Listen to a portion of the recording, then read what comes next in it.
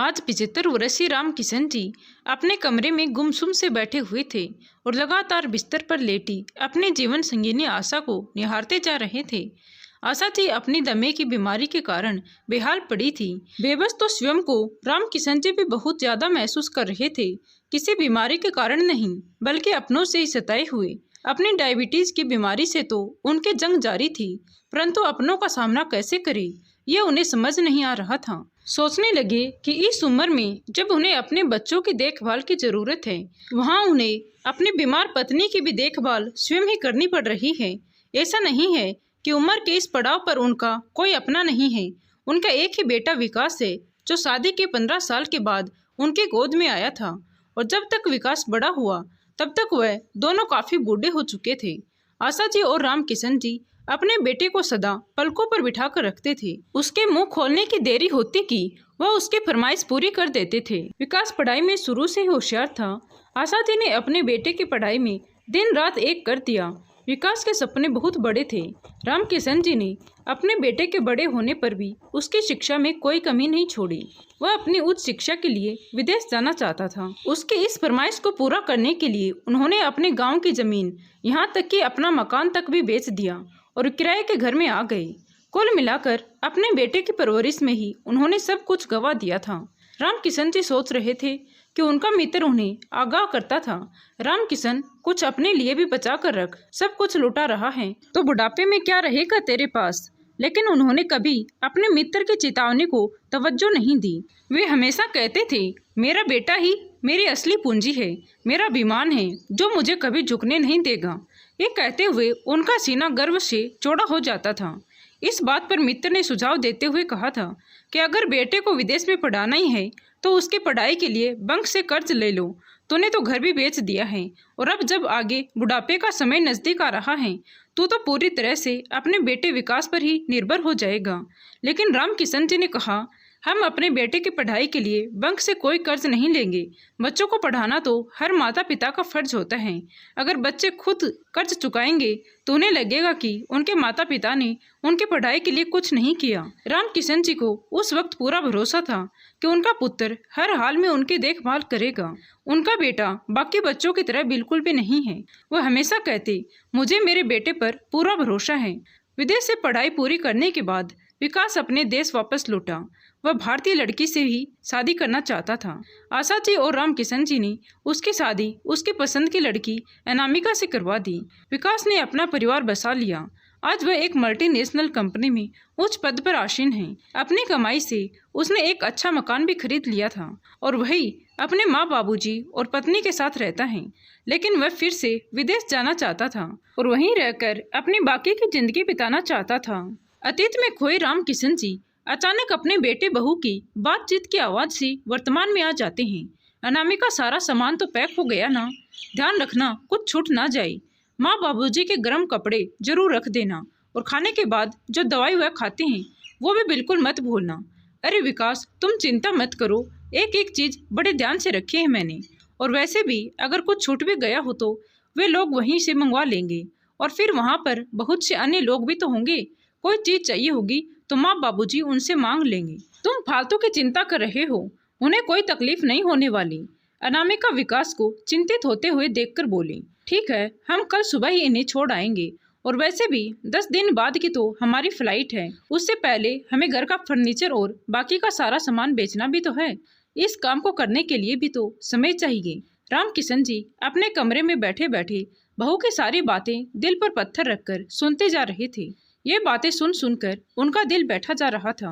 हालांकि अनामिका एक सुघड़ गृहिणी थी और घर को बहुत अच्छे से संभाल रखा था, लेकिन उसकी नजरों में हर पल उसके बूढ़े सास ससुर खटकते रहते थे। उनके कारण वो हमेशा परेशान रहती थी और कहती, अभी कुछ ही समय तो हुआ है हमारी शादी को, अभी से मुझ पर पूरे घर का बोझ लाद दिया है तुम लोगों ने।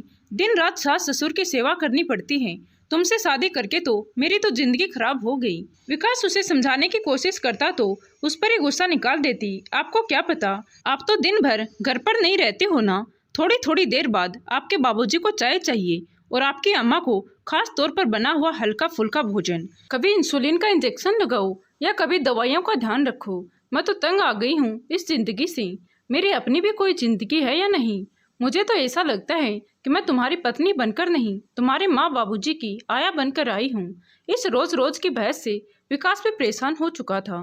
एक दिन जब अनामिका के मायके में शादी थी और उसे अपने पति विकास के साथ वहां जाना था, अनामिका ने बड़े उत्साह से अपनी ड्रेस खरीदी और शादी में जाने की तैयारियां की। लेकिन शादी वाले दिन जैसे तैयार होने के लिए ब्यूटी पार्लर जाने लगी तो विकास ने उसे ये कहकर रोक दिया कि पहले बाबूजी और अम्मा के लिए खाना बना दो और उनकी दवाइयां निकाल कर रख दो, फिर चले जाना। लेकिन इतना सारा काम करने के बाद यदि मैं ब्यूटी पार्लर जाऊंगी तो तैयार होकर शादी में किस समय पहुंचूंगी? तब तक तो बहुत देर हो जाएगी। इन सब कामों में 1 घंटा निकल जाएगा। तुम उनके लिए बाहर से खाना ऑर्डर कर दो, तब तक मैं तैयार होती हूँ। अनामिका ने कहा तो विकास बोला, अनामिका, मेरे माँ बाबूजी इस उम्र में बाहर का खाना नहीं खा सकते, तुम्हें पता है ना, फिर उनकी तबीयत खराब हो जाएगी। हम लोग शादी में थोड़ा देर से चले जाएंगे, कोई फर्क नहीं पड़ता।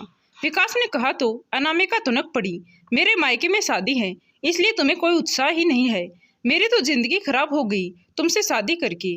अब किसी शादी में नहीं जाना मुझे तो लगता है मैं यहाँ तुम्हारी पत्नी बनकर नहीं बल्कि तुम्हारी अम्मा बाबूजी की नर्स बनकर आई हूँ। क्या केवल अपने माँ पिताजी की सेवा करवाने के लिए ही मुझसे शादी की थी तुमने? अपनी बहू की ये बातें सुनकर रामकिशन जी और आशा जी को बहुत दुख होता है और वे सोचते हैं कि बुढ़ापे में एक इंसान कितना लाचार हो जाता है कि अपने बच्चों से कुछ नहीं कह पाता है। उस दिन अनामिका सचमुच शादी में नहीं गई और रूठ कर बैठ गई। पूरे घर में सन्नाटा पसरा हुआ था। अनामिका ने खाना भी नहीं बनाया। विकास उसे मनाने लगा लेकिन वह मानने को तैयार ही नहीं थी। तुम अपने माँ बाबूजी को किसी वृद्ध आश्रम में क्यों नहीं छोड़ देते हो? वह गुस्से में बोली तो विकास भड़क गया। ये तुम क्या कह रही हो? मैं ही तो उनका एकमात्र सहारा हूँ। वे लोग बूढ़े हैं, बीमार हैं, लाचार हैं। तुम मुझे उन्हें छोड़ने को कह रही हो?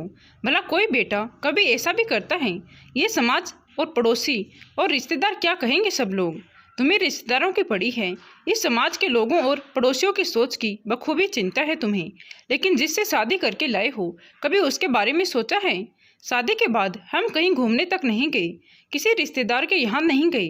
मुझे बताओ, कभी मुझे फिल्म दिखाने भी ले गए हो? जब से आई हूँ बस तुम्हारे माता पिता की सेवा करती जा रही हूँ। बस अब और बर्दाश्त नहीं होता। मुझे उन दोनों से मुक्ति चाहिए, नहीं तो संभालो अपना घर। मैं तो जा रही हूँ अपने मायके, और याद रखना फिर कभी नहीं आऊंगी।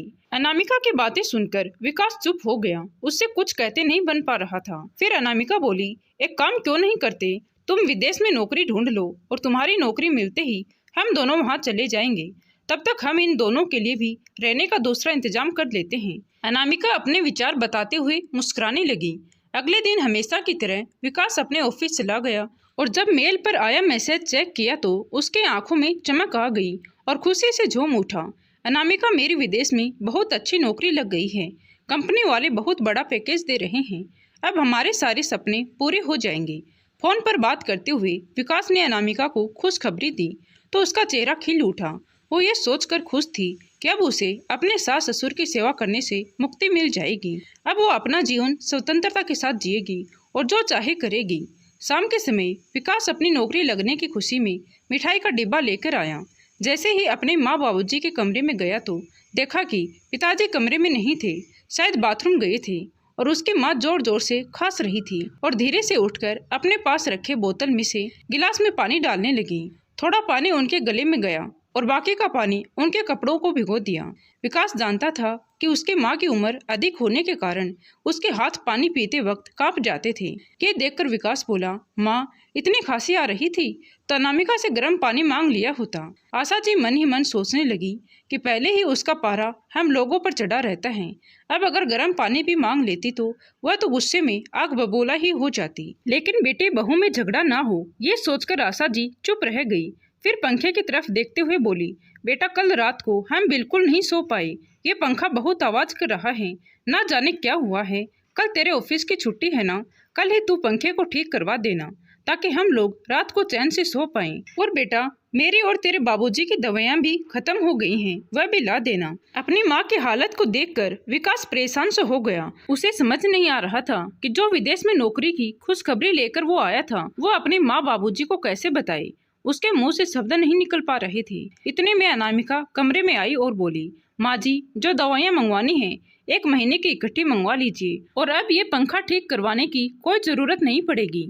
बहू की बात सुनकर आशा जी हैरान रह गई और प्रश्न भरी नजरों से उसकी ओर देखने लगी तो बहू बोली, अरे माँ जी, इन्होंने आपको बताया नहीं क्या? इनके विदेश में बहुत अच्छी नौकरी लग गई है। बहू की आवाज़ सुनकर आशा जी स्तब्ध रह गई। उधर राम किशन जी भी कमरे के दरवाजे पर खड़े हुए जड़वत रह गए। उनके आंखों में खुशी के आंसू भी आ गए और गम के भी। अपने बेटे की प्रगति को देखकर वे दोनों खुश थे, लेकिन उनसे दूर होने का गम भी उन्हें सालने लगा। फिर अपने बेटे को ढेरों आशीर्वाद देने लगे। लेकिन फिर दूसरे पल राम किशन जी बोले, लेकिन बेटा, विदेश तो तुम दोनों जा रहे हो ना, हम तो इसी घर में रहने वाले हैं। तो बहू ने ऐसा क्यों कहा कि अब पंखा ठीक करवाने की कोई जरूरत नहीं है? उनकी बात सुनकर आशा जी बोली, अरे आप भी कमाल की बातें करते हैं। जब बेटा बहू दोनों विदेश जा रहे हैं तो हम बूढ़े लोगों को क्या यही छोड़कर जाएंगे? हमारा बेटा हमारा इकलौता सहारा है, हमें भी तो साथ ही लेकर जाएगा ना। ये बात भी आपको खोलकर समझानी पड़ेगी क्या? इतना सुनते ही विकास के चेहरे के भाव कहीं गायब हो गए। उसके माथे से पसीना छूटने लगा और सामने खड़ी अनामिका उसे आंखों ही आंखों में इशारे करने लगी कि उन्हें वृद्ध आश्रम भेजने के बारे में बताई। लेकिन विकास को अपनी बात कहने के लिए शब्द नहीं मिल पा रहे थे। उधर राम किशन जी अपने बेटे बहू की चुप्पी देखकर तुरंत समझ गए कि उन दोनों के दिमाग में क्या चल रहा है। वह, बाबूजी, मैं ये कह रहा था कि अगर आप दोनों, अभी विकास झिझकते हुए अपनी बात कह ही रहा था कि उसकी बात काटते हुए अनामिका बोली, अरे तो इसमें घबराने वाली क्या बात है? साफ साफ बता दीजिए कि इन दोनों को अब वृद्ध आश्रम में रहना होगा। ये बात सुनकर आशा जी और राम किशन जी को एक झटका सा लगा। आशा जी को ऐसा महसूस हुआ कि वह केवल एक बेजान शरीर है, उनके अंदर से आत्मा किसी ने निकाल ली हो। उनका मन तो कर रहा था कि वह चीख चीख कर रोए, लेकिन वो ऐसा करके अपने बेटे बहू के रंग में भंग नहीं डालना चाहती थी। अपनी पत्नी की व्यथा को समझते हुए राम किशन जी ने उनके कंधे पर हाथ रखकर उन्हें धीरज बंधाया। फिर अपने आंसू छिपाते हुए रोंदे स्वर में अपने बेटे को बोले, अगर विदेश केवल तुम दोनों ही जा रहे हो तो हमें वृद्धाश्रम भेजने की क्या जरूरत है? हम इसी घर में जैसे तैसे रह लेंगे। मैं अभी इतना सक्षम हूँ कि तुम्हारी माँ का ध्यान रख सकूंगा, लेकिन बाबूजी, वहाँ जाने के लिए हमें ये मकान बेचना होगा। विदेश में छोटे से मकान का किराया भी बहुत ज्यादा होता है, इसीलिए इस मकान को बेचकर जो पैसा मिलेगा उस पैसे से हम विदेश में जाकर अपना मकान खरीद लेंगे। लेकिन आप लोग चिंता मत कीजिए, आप लोगों की जिम्मेदारी हमारी है। तो हमने आप लोगों का बहुत अच्छे वृद्ध आश्रम में इंतजाम कर दिया है, वहाँ आपको किसी भी चीज की कोई कमी नहीं होगी। इतना कहकर बेटा बहू उनके कमरे से चले गए।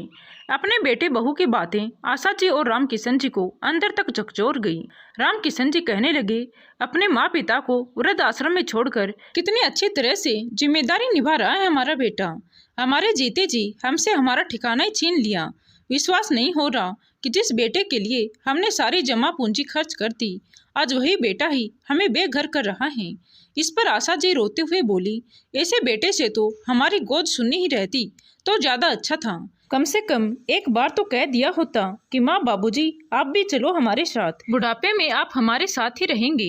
लेकिन उसे तो अपना भविष्य बनाना है, फिर चाहे उसके लिए उसे अपने माँ बाप की कुर्बानी ही क्यों ना देनी पड़े। अपने बेटे बहू की बातें सुनकर राम किशन जी और आशा जी को एहसास हो चुका था कि इस उम्र में भी उनके बूढ़ी आंखों को बहुत कुछ देखना अभी बाकी है। विकास और अनामिका को विदेश जाने में केवल 10 दिन बाकी थे और अनामिका ने जाने के लिए पैकिंग शुरू कर दी। घर का सामान निकालते हुए अनामिका बोली, माँ जी, ये आपने घर में कितना कबाड़ इकट्ठा करके रखा हुआ है, इतना सामान बेचने में तो बहुत समय लगेगा। ये सुनकर आशा जी बोली, बहू, ये कबाड़ नहीं है, ये मेरे इतने सालों की गृहस्थी का सामान है। एक एक चीज को मैंने बड़े चाव से खरीदा था और संजो कर रखा था, जिनके साथ मेरी यादें जुड़ चुकी हैं। लेकिन आज ये सामान तुम्हारे लिए कबाड़ हो गया है। माँ जी, आप कुछ भी कहिए, लेकिन ये सामान तो मुझे बेचना ही होगा। ऐसा कहकर अनामिका पुरानी रखी सभी चीजों को एक कोने में पटकने लगी। उधर विकास ने भी मकान बेचने पर लगा दिया और 2 ही दिनों में उसे एक अच्छा खरीदार मिल गया। तो उसने अपने माँ बाबूजी को वृद्ध आश्रम भेजने की पूरी तैयारी कर ली और अनामिका ने उनका सारा सामान पैक कर दिया। वृद्ध आश्रम जाते समय आशा जी दिल में दर्द और पीड़ा लिए घर को निहारती जा रही थी। उनके आंसू कपोलों तक आ चुके थे। उधर राम किशन जी सोचने लगे, ऐसी उम्मीद तो हमने अपने बेटे से कभी नहीं की थी, जिसने अपने माँ बाप के बारे में एक पल के लिए भी नहीं सोचा और बेसहारा होने के कगार पर खड़ा कर दिया। क्या बुढ़ापा आने पर इंसान बेकार हो जाता है? जब वह काम करने के काबिल न रहे तो उसे कहीं भी कैसे भी पटक दो, चाहे वह घर का एक खाली कोना हो या वृद्ध आश्रम। सड़क हो या मंदिर, क्यों, क्या वो इंसान नहीं? गाड़ी में बैठे हुए वृद्ध आश्रम की ओर जाते हुए आशा जी अपने पति की झुर्रियों से भरे चेहरे की ओर देख रही थी। उनके मन में चलते उथल पुथल और उनके सिसकते हृदय की आवाज केवल आशा जी ही सुन पा रही थी। इतने में उनके विचार श्रृंखला को भंग करते हुए विकास ने आवाज दी, माँ बाबूजी, हम वृद्ध आश्रम पहुंच चुके हैं। अपनी बेबसी को दिल के किसी कोने में छुपाकर वृद्ध दंपति बिना अपने बेटे बहू की ओर देखे वृद्ध आश्रम में चले गए। घर लौटकर विकास मकान बेचने के लिए अलमारी से कागजात निकालने लगा। तभी माँ बाबूजी के कमरे से अनामिका की आवाज आई, अरे सुनिए तो, माँ बाबूजी का ये संदूक तो यहीं रह गया। हद है, बरसों पुराने सामान पर भी ताला जड़कर रखती थी तुम्हारी माँ। ताला तोड़कर देखो तो क्या है इसमें। विकास ने संदूक का ताला तोड़ा और जैसे ही संदूक खोला तो उसके हैरानी का ठिकाना न रहा। बचपन की सारी घटनाएं उसकी आंखों के सामने घूमने लगी। संदूक के अंदर रखे एक बक्से में उसके छोटे छोटे खिलौने पड़े थे, जिन्हें खरीदने के लिए ना जाने कितनी बार उसके पिताजी ने ओवर टाइम किया था। उसे देखकर विकास की आंखों में आंसू भर आए। फिर भी हिम्मत करके कांपते हाथों से उसने जब उस बक्से को संदूक से बाहर निकाला तो दूसरी ओर विकास द्वारा बचपन में बनाई गई एक तस्वीर थी, जिसमें उसने स्वयं को अपने माँ बाबूजी के हाथ थामे हुए दिखाया था। वह याद करने लगा कि इस तस्वीर को बनाते हुए उसने अपने माँ बाबूजी से वादा किया था कि वह इसी तरह उम्र भर उनका हाथ थाम कर रखेगा। आज वह स्वयं को शर्म के कारण जमीन में गड़ा हुआ पा रहा था। सबसे नीचे देखा तो कुछ कागजात पड़े थे, उन्हें खोलकर देखा तो देखता ही रह गया।